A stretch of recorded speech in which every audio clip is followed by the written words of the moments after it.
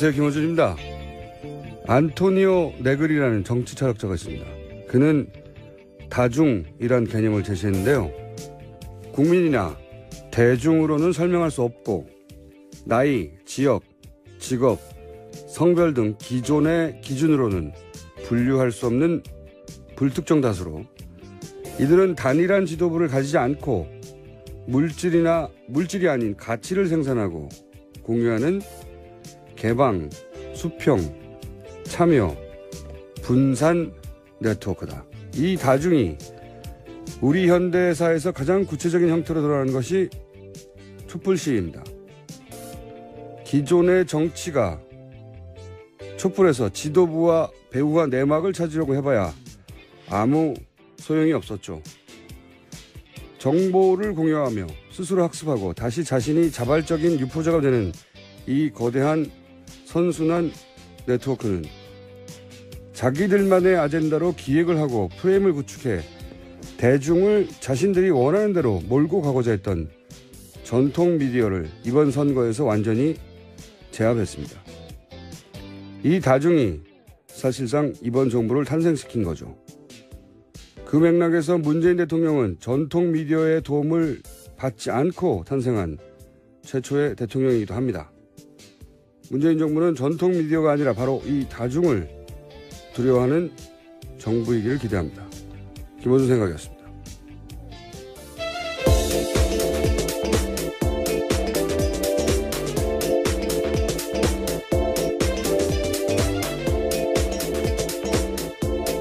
시사인의 김은지입니다. 네. 저는 이번 선거 보면서 이 다중을 계속 생각했어요. 네. 그리고 다중이라는 개념이 이제 촛불시 등장하면서 나온 거죠, 이게. 안토니오 네그리를 언급하셔서 깜짝 놀랐습니다. 너무 유식했나요? 지적인 이 오프닝이라니요. 네. 저도 깜짝 놀랐어요. 한 번 더 해볼까요? 이 다중하고 포스트 트루스라는 단어가 있어요. 포스트 트루스. 옥스퍼드에서 작년 말에 올해의 단어라고.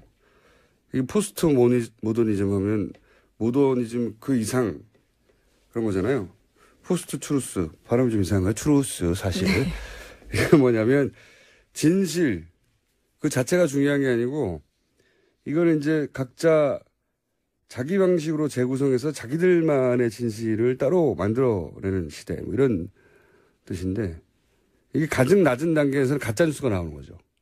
근데 좀 더 나아가면 전통 뉴스, 전통 미디어의 뉴스를 그대로 받아들이는 게 아니라 자기들이 검증하고 막 따져보고 반박하고 대체하고 그래서 자기들만의 뉴스를 만들어내는 거죠. 근데 그리고 나서 이 포스트루스하고 다중이 만나서 이번 선거에서는 기존 미디어가 판을 주도했던 게 아니다. 이 다중이 자기들만의 뉴스로 판을 주도했는데 이걸 이해하지 못하면 제가 보기엔 기존 언론사들은 큰일 날 수도 있습니다. 점점 미디어 지형이 바뀌고 있다 보니까요. 여러 가지 도전에 직면하고 있습니다. 시사인도 마찬가지일 거예요. 그렇죠. 네. 이 얘기는 언젠가 한번 전문가인 저와 함께 네. 제가 얘기 나누도록 하겠고요. 자, 그럼 첫 번째 뉴스는 뭡니까? 네, 북한이 어제 동해 방향으로 탄도미사일을 발사했습니다. 문재인 대통령은 보고를 받은 직후에 국가안전보장회의 소집을 지시했고요. 오전 8시부터는 직접 회의를 주재했습니다. 특히 청와대는 분 단위로 미사일 발사 대응 상황을 상세하게 공개해서 눈길을 끌었습니다. 문 대통령은 북한과의 대화 가능성은 열어뒀지만 북한이 이를 오판해서는 안 된다면서 도발에는 단호하게 대응해야 한다라고 지시했습니다. 그렇죠. 뭐 이 말 외에는 할 게 없죠. 단호하게 대응해야 한다. 근데 사실 이 북한이 새로운 정부가 출범하고 나면 의뢰 우리가 만만한 상대가 아니다라고 하면 각종 시그널을 보내는 건 항상 해왔던 건데 그런 목적도 있고 그보다 더 큰 목적은 저는 중국한테 달리는 메시지인 것 같아요. 네, 현재 큰 행사를 하고 있는 중입니다. 네, 1대1로라고 이게 영어로 원벨트 원로드예요. 별거 아니에요. 뭐냐면은 전 세계를 하나의 길로 같은 구역을 묶어버리겠다 이런 거거든요. 1대. 그 뭐 무슨 벨트 이런 거 있지 않습니까? 지역을 묶는 거. 전 세계를 하나의 길로 하나의 구역을 묶는다는 건데 실크로드 새로운 실크로드를 만들어내겠다는 거예요. 그래서 육로로는 철도로 유럽의 끝까지 가고 이 철로는 거의 다 만들었을걸요. 예. 해상으로는 이제 인도양을 거쳐서 아프리카 케냐까지 연결하고 그래가지고 경제권을 싹 묶어버리겠다는 거죠. 예. 굉장히 엄청난 규모 프로젝트인데 앞으로 30년간 진행한다는. 우리나라에서 별로 보도가 안 되는데 전 세계적으로 화제예요, 이거 사실. 현재 남북한 인사 모두 참석해 있습니다. 예. 이 1대1로 포럼 개막식 날이에요. 이 미사일 쏜 게.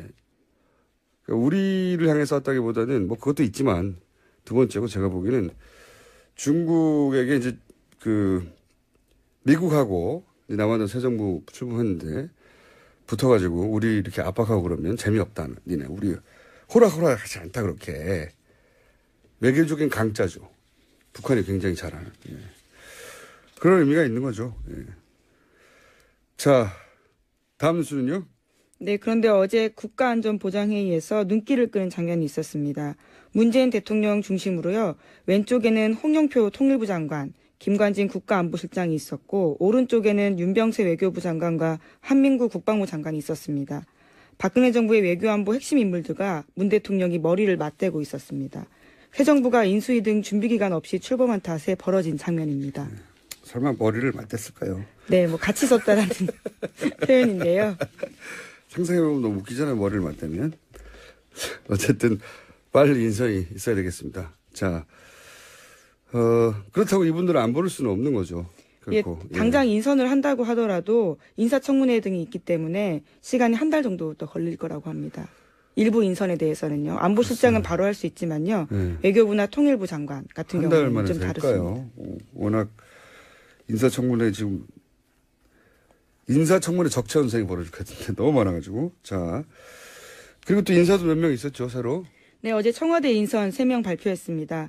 청와대 정무수석 비서관에는 전병헌 전 민주당 원내대표, 사회혁신수석 비서관에는 하승창 전 서울시 정무부시장, 사회수석 비서관에는 김수현 전 환경부 차관을 임명했습니다. 그렇군요. 이 중에서 이제 전병헌 정무수석이 좀 이례적이죠.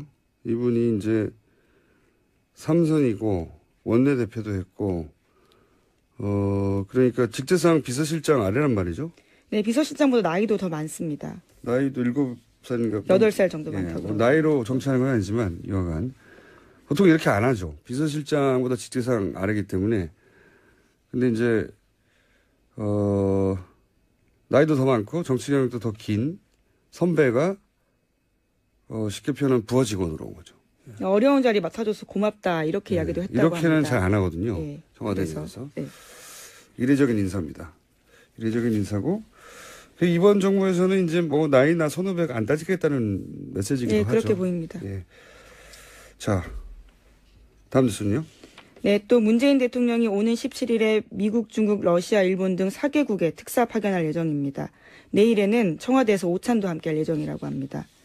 앞서 말씀드렸었는데요. 미국에는 홍석현 전 중앙일보 회장, 중국은 이해찬 전 총리, 러시아는 송영길 의원, 일본은 문희상 전 국회 부의장이 내정됐습니다. 이분들이 돌아오시고 나야 인터뷰를 할 수 있을 것 같아요. 연락을 해서 연결이 되려나 했더니 아무도 전화를 안 받아요. 중요한 일을 맡았으니. 근데 제가 이럴 경우 이제 해외 사이트 요즘 구글이라는 게 있지 않습니까? 구글 번역 사이트. 들어가서 번역도 해보고 무슨 반응을 보는데 일본의 문희상 전 국회 부의장이 간다 해가지고 관련 뉴스가 있나 댓글을 찾아봤더니 빵 터진 게 하나 있었어요. 네. 문희상 전 부의장이 굉장히 부리부리한 인상이잖아요. 네, 인상이 장비다 이런 이야기가 있죠. 그랬더니 그 댓글 중에 아니 왜 협상을 하자더니 야쿠자 두목을 보냈냐. 일본인의 댓글이 있었습니다. 제가 한 게 아니고요. 예, 성적은 관우다라는 평가가 여의도에 파다합니다.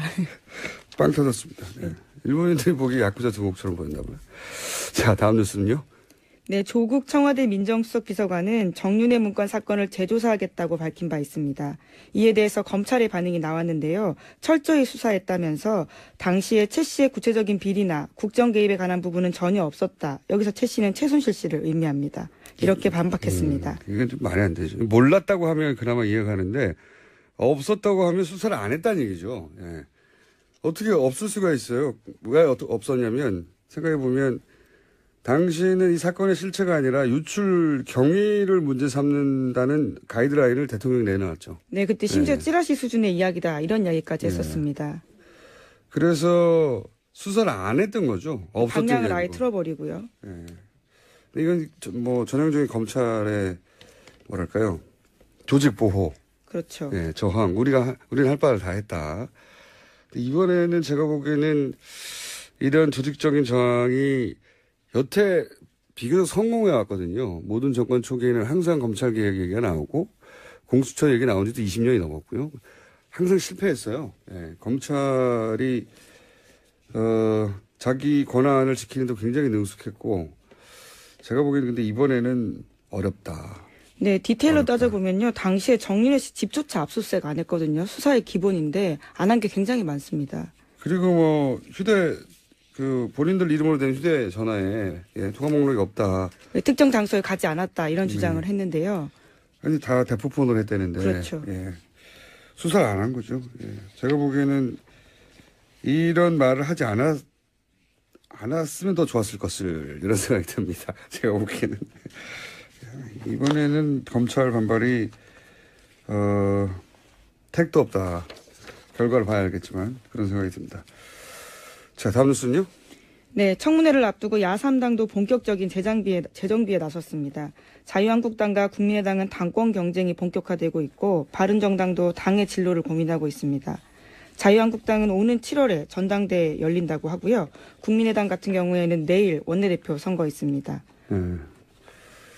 이 소식은 저희가 오늘 마지막 오전 토론이거든요. 마지막 오전 토론. 예. 마지막 오전 토론 대짚어보기로 하고요. 다음 뉴스는요? 네, 이와 관련해서 안철수 전 대표도 입장을 내놓은 바 있는데요. 어제도 낙선 인사하면서 이렇게 이야기했습니다. 5년지 제대로 된 시대 정치인을 구현하는 사람으로 인정받아서 50% 이상 지지받을 수 있도록 혼신의 힘을 다하겠다. 이렇게 말했습니다. 5년 뒤에 예. 출마 선언을 한 거네, 다시. 네, 어제 밝힌 입장입니다. 아니, 이번 대선 끝나고 5일 만에 다시 출마 선언하는 거는 이건 좀 조급한 것 같네요. 예. 뭐랄까요. 본인이 획득한 700만 표가 흩어지지 않도록 마음이 좀 조급한 것 같은데, 이 문제도 역시 오자 토론을 다시 한번 얘기해 보겠습니다. 자, 다음 뉴스는요?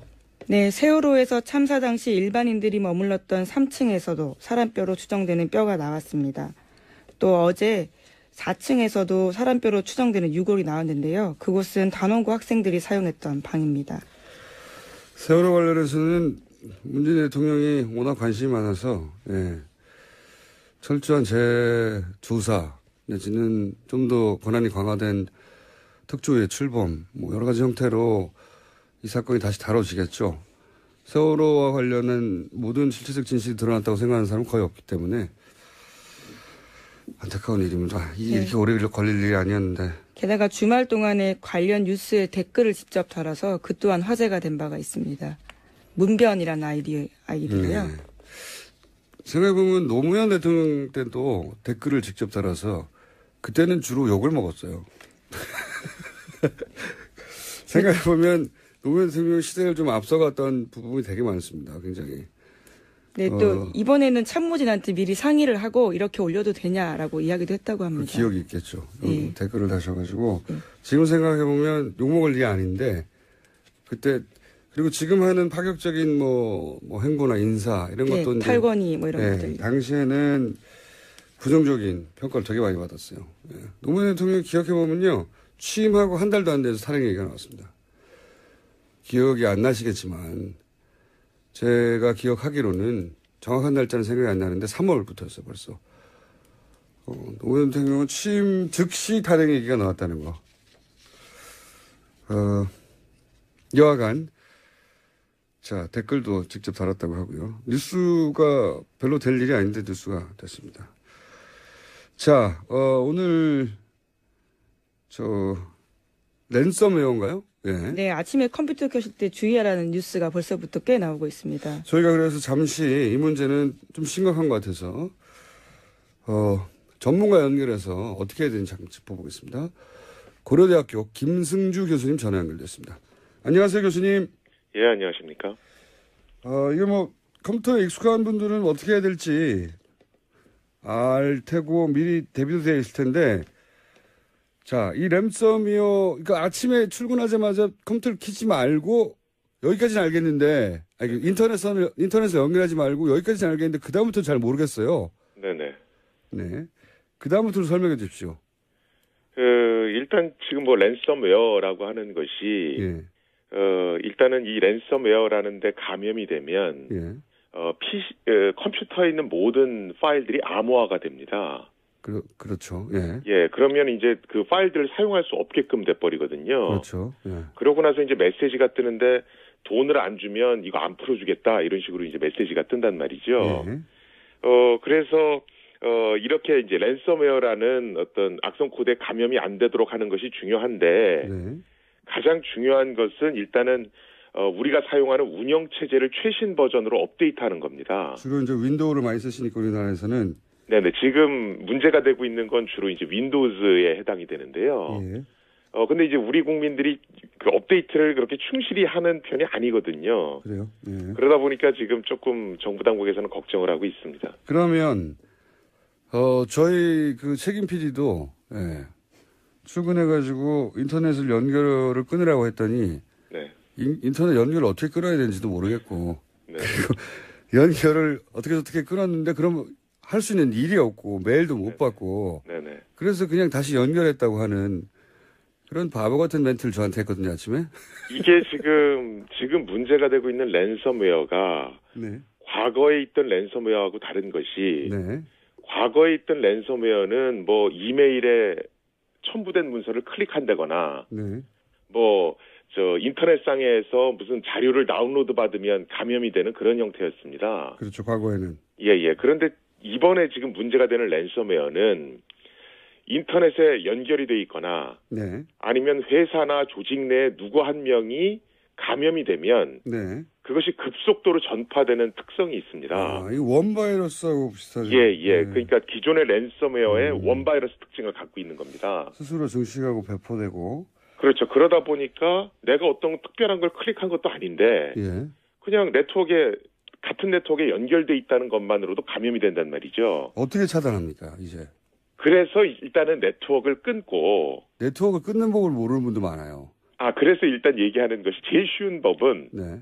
그냥 랜선을 뽑아버리는 겁니다. 자, 본체 뒤에 보면은. 예. 그죠? 본체 뒤에 이렇게 인터넷 선이 연결돼 있지 않습니까? 보통 회색으로 된 네네. 케이블 선이 있죠. 네네. 그 중에서 제일 굵습니다. 네네. 그러니까 PC 뒤에 연결되어 있는 선 중에는 제일 굵고 회색이고 보통. 네네. 혹은 노트북이면 이제 와이파이를 꺼야 되는 거죠, 보통. 예. 네.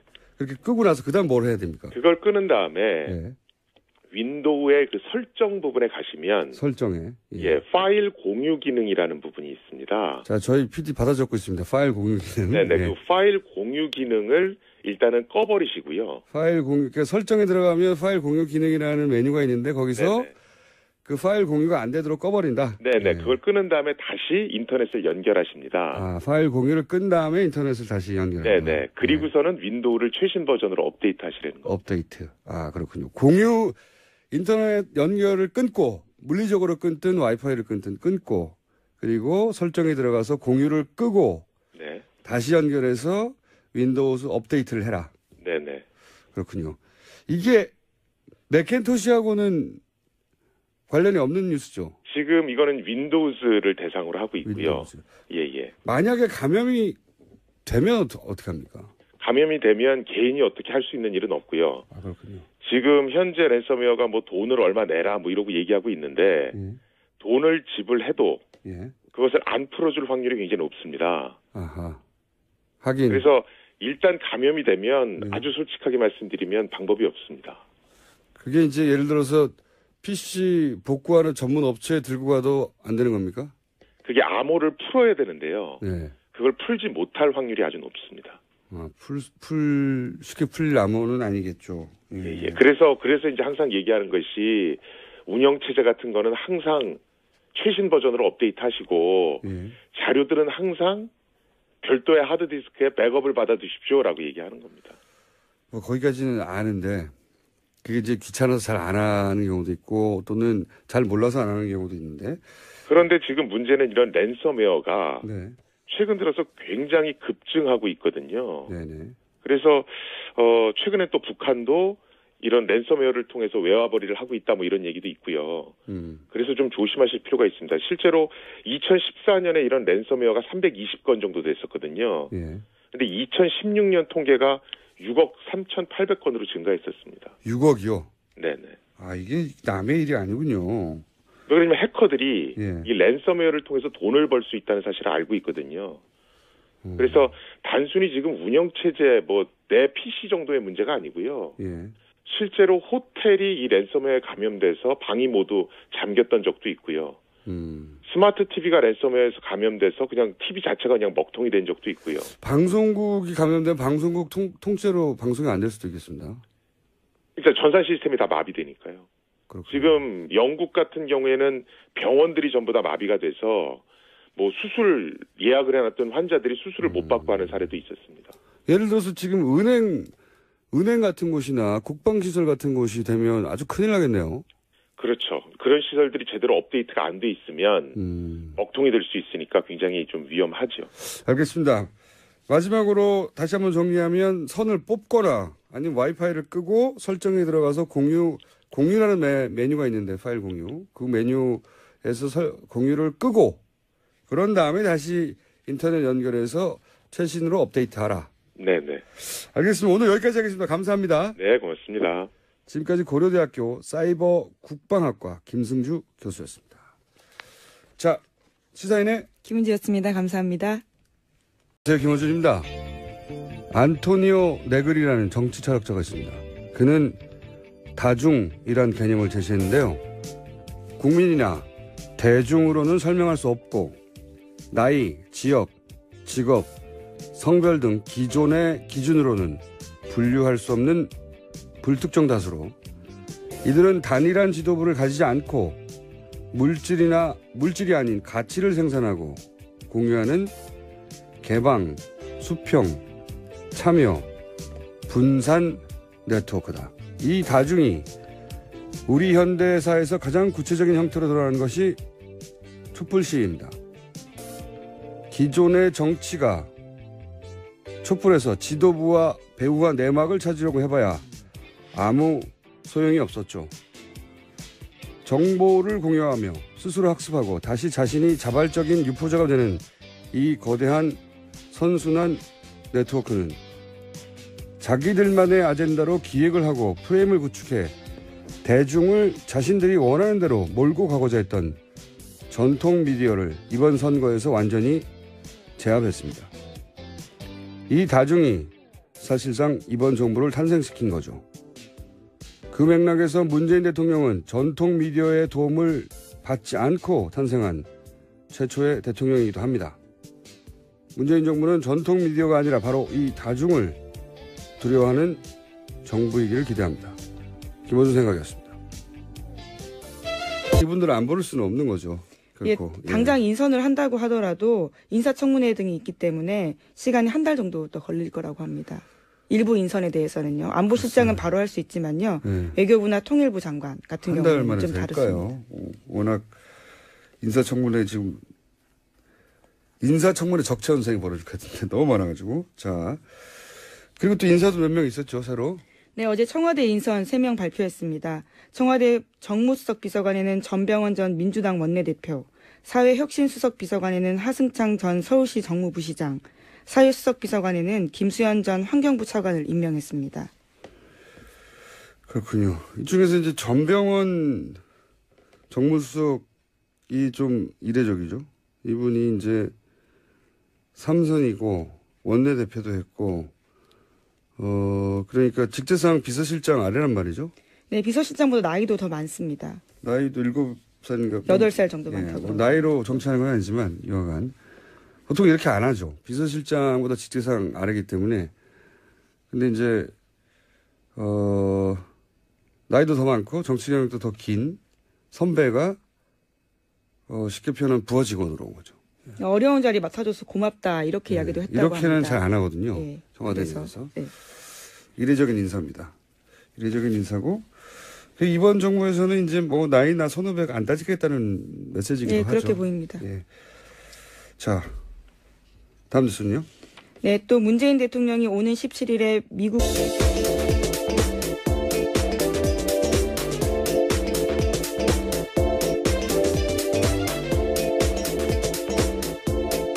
시사인의 김은지입니다. 네. 저는 이번 선거 보면서 이 다중을 계속 생각했어요. 네. 그리고 다중이라는 개념이 이제 촛불시 등장하면서 나온 거죠, 이게. 안토니오 네그리를 언급하셔서 깜짝 놀랐습니다. 너무 유식했나요? 지적인 이 오프닝이라니요. 저도 깜짝 놀랐어요. 한 번 더 해볼까요?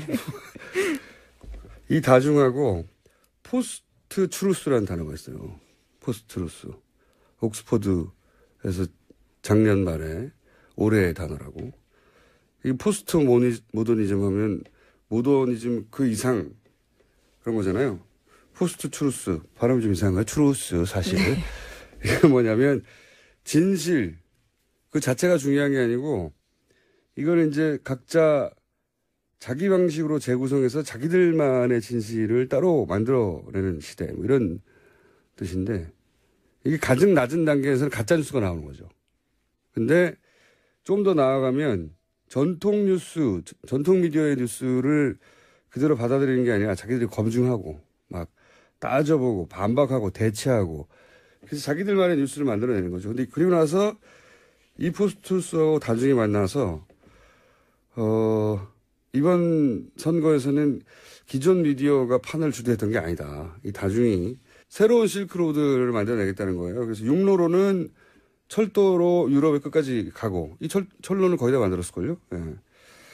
해상으로는 이제 인도양을 거쳐서 아프리카 케냐까지 연결하고 그래가지고 경제권을 싹 묶어버리겠다는 거죠. 예. 굉장히 엄청난 규모 프로젝트인데 앞으로 30년간 진행한다는. 우리나라에서 별로 보도가 안 되는데 전 세계적으로 화제예요, 이거 사실. 현재 남북한 인사 모두 참석해 있습니다.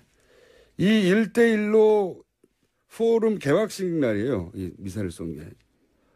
그러니까 우리를 향해 쐈다기보다는 뭐 그것도 있지만 두 번째고 제가 보기에는 중국에게 이제 미국하고 남한도 새 정부 출범했는데 붙어가지고 우리 이렇게 압박하고 그러면 재미없다. 니네 우리 호락호락 하지 않다 그렇게. 외교적인 강자죠. 북한이 굉장히 잘하는. 예.